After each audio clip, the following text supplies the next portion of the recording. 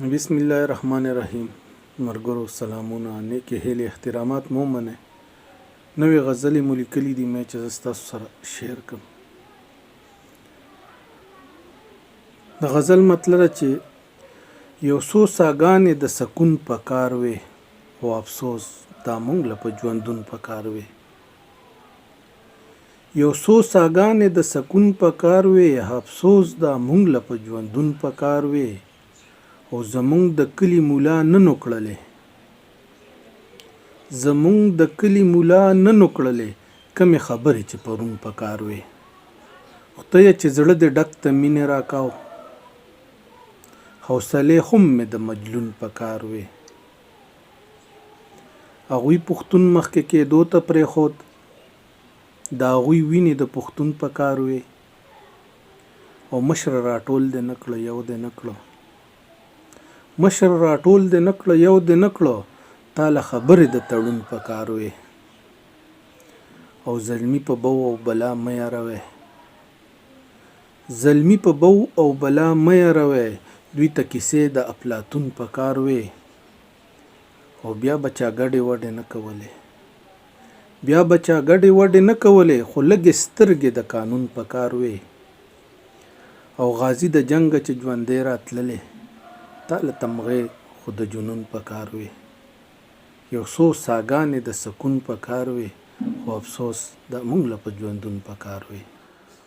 مرګرو یو نوې کیته ده چې زمونږ د کلي د مولا مسلې ډېرې زده دي خو بس نه یې کوي. زمونږ د کلي د مولا مسلې ډېرې زده دي خو بس نه یې کوي.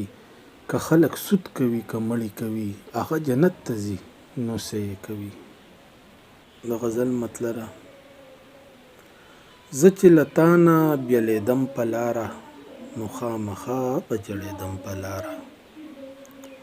او د خمارو سترګو په تشو کتو، د خمارو سترګو په تشو کتو، نشه نشه وم زنګېدم په لاره. او چې څو قدمه به په وړاندې تلمه، بیا به زه تا ته ودرېدم په لاره.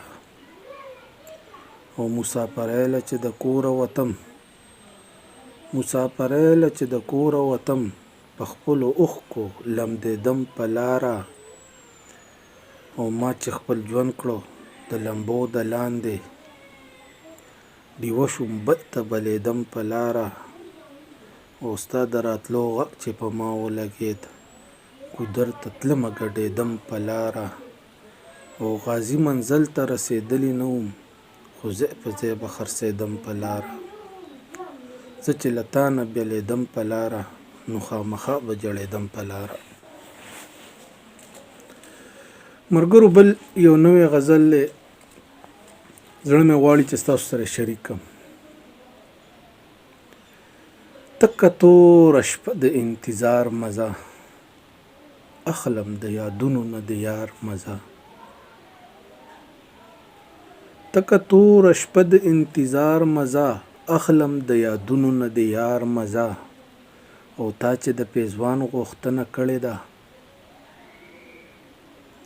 تا چې د پیزوان غوښتنه کړې ده، خدای ګوره کوي راله اوس کار مزه. او چرته چې قتلونه شي په سپینه ورځ، چرته چې قتلونه شي په سپینه ورځ، هلته بیخي نه وي د سرکار مزه. اوس په آینه کې ځان ته نه ګوري، اوس په آینه کې ځان ته نه ګوري، نه ورکوي اوس ورله سینګار مزه. او زخر دی خو ستا د جدایۍ نه پس، اخلمه چې زه د بنګ کوکنار مزه.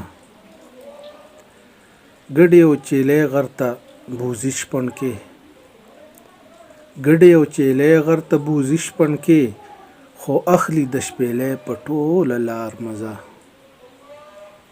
او وغازي غوټۍ ټولې ګل شوي دي، وغازي غوټۍ ټولې ګل شوي دي، راشه چې واخلو د نوبهار مزه.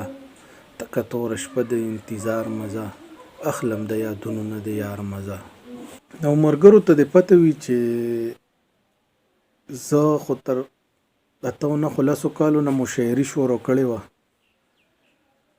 او تر اوسه پورې زما تخلص نه خوښ شوی. خو دا 2-3 ورځې کېږي چې غازي تخلص مې بس خوښ شوی دی. اچانک غونډه کې راغلی دی، نو زه وایم چې په هغې باندې زه چې اوس په اول خو روزمین یوسفزی و، خو اوس په مې ورسره تخلص غازي.